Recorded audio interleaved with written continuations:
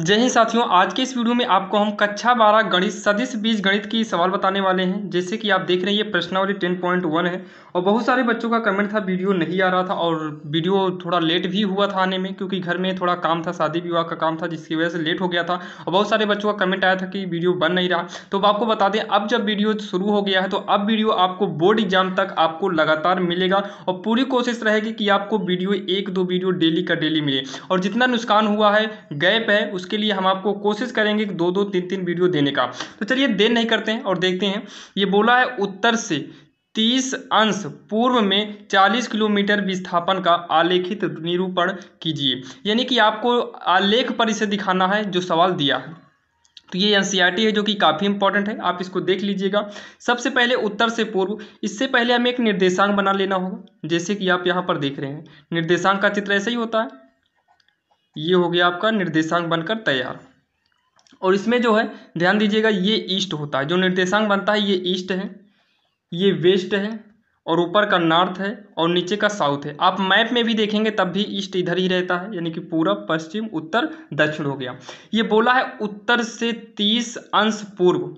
उत्तर क्या है, ये है, इससे 30 अंश। तो 30 अंश हम नापेंगे नहीं बल्कि लगभग में करेंगे। देखिए बीचों बीच काट देंगे तो 45 होगा, टोटल 90 बनता है। बीचों बीच 45 होगा और नॉर्थ से 30, तो 45 बीचों बीच बन रहा, 30 कम में बनेगा, तो इसके कम में लगभग हम यहाँ पर खींच देते हैं। ये हो गया 30 अंश।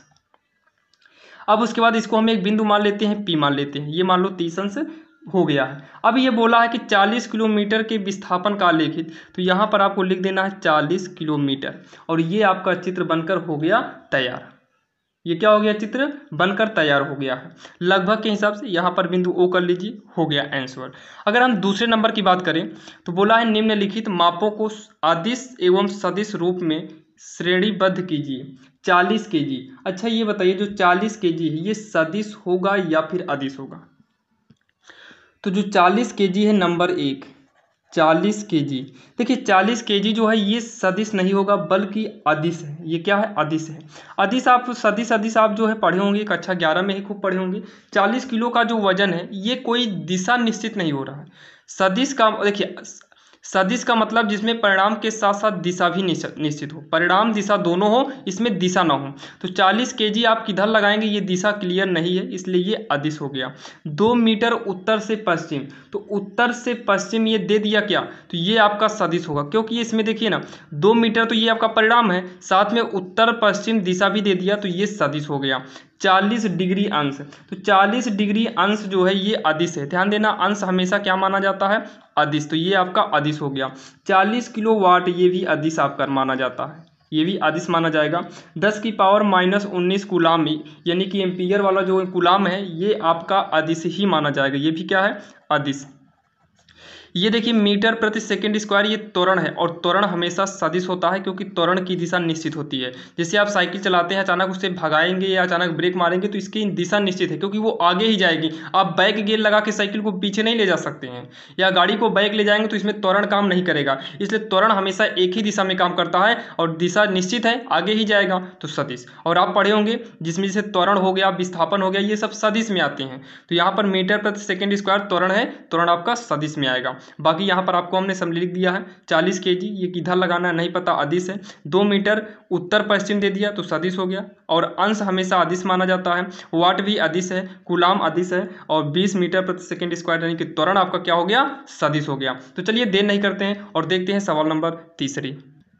अब यहाँ पर देखिए तीसरे में क्या बोला है, निम्नलिखित को अदिश एवं सदिश राशियों के रूप में लिखिए। समय कालांश जो है ये आपका अदिश राशि है, याद रखिएगा, OMR सीट पर आ सकता है।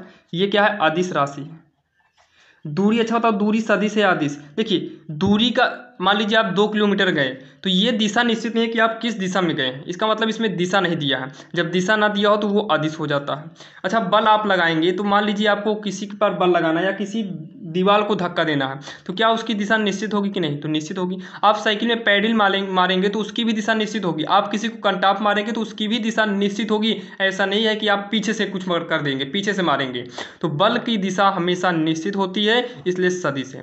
आप बल लगाएंगे तो सोच समझ के लगाएंगे, हाँ हमें इसी दिशा में बल लगाना है। क्या दीवार को कोई अपने ऊपर खींच लेगा? नहीं ना, उसको विपरीत ही ठेलना है। इसका मतलब दिशा उसकी निश्चित है। वेग अभी इसके पहले देखे थे, वेग सदिश होता है, बाकी आप 11 में पढ़े भी होंगे। कार्य की दिशा निश्चित होती है कि नहीं? तो कार्य की कोई दिशा नहीं होती है। आप कोई भी काम करेंगे तो वो कार्य होगा, इसकी यानी कि कोई दिशा निश्चित नहीं है। जब कार्य की कोई दिशा निश्चित है ही नहीं, इसका मतलब ये क्या होगा? ये आपका अदिश होगा। निश्चित नहीं है दिशा, अदिश हो गया। यहां तक आपका डाउट क्लियर हो गया होगा। अब यहां पर देखिए, आकृति में निम्नलिखित सदिशों को पहचानिए। अब यहाँ पर बोला है सह आदिम। सह आदिम माने साथ साथ चले, तो ए बी, यहाँ देखिए साथ साथ ए बी कर दीजिए। जैसे यहाँ देखिए ये हो गया और ये हो गया, तो सदिश ए और सदिश बी हो जाएगा। अब इसके बाद क्या बोला है? समान। तो समान देखिए, ध्यान समझिएगा, इसकी दिशा इधर थी, इसकी दिशा इधर थी, साथ साथ था। और यहाँ पर देखिए इसकी भी दिशा जो है सेम इधर ही है, थोड़ा ऊपर गया, इसकी दिशा सेम इधर है।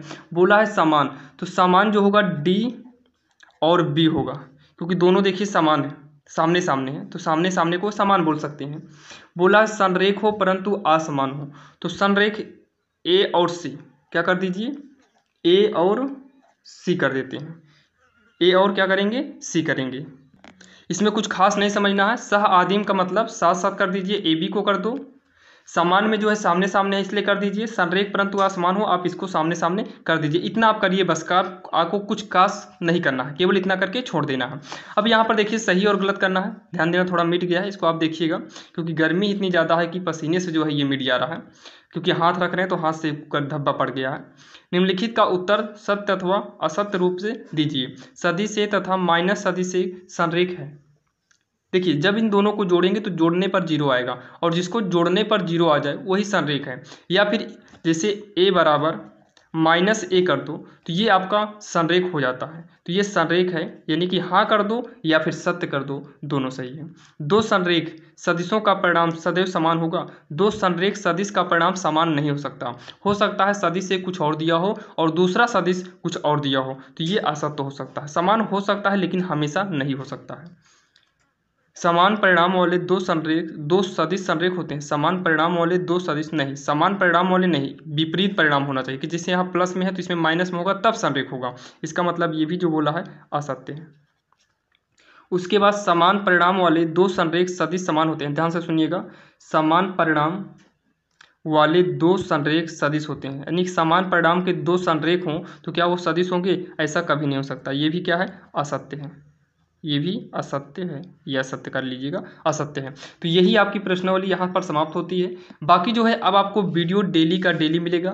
अब आपको आज वीडियो मिल गया है तो अब आपको डेली का डेली वीडियो कोशिश करेंगे मिलेगा, और 100% आपको डेली वीडियो मिलेगा। जो कि आपने देखा इस चैप्टर में कुछ खास नहीं था, थोड़ा बहुत था, बाकी इससे बोर्ड एग्जाम में पूछने के चांसेस बहुत कम होते हैं। एक ही नंबर का, 1 या 2 नंबर का आता है, वो जो कि OMR शीट पर आता है। तो आप जो है इसको नॉर्मल आप इसको समझ लीजिए, सदी सदी सीख लीजिए, बाकी इसमें कुछ खास नहीं है। अब जो 10.2 शुरू होगा वहां से आपको बोर्ड एग्जाम में क्वेश्चन उठाए जाते हैं, जो कि जल्द से जल्द वीडियो लेकर आने वाले हैं। तो चलिए मिलते हैं किसी अन्य वीडियो में। अगर आपको कोई भी डाउट है तो आप कमेंट बॉक्स में जरूर करिएगा। तो चलिए मिलते हैं किसी अन्य वीडियो में, तब तक के लिए जय हिंद।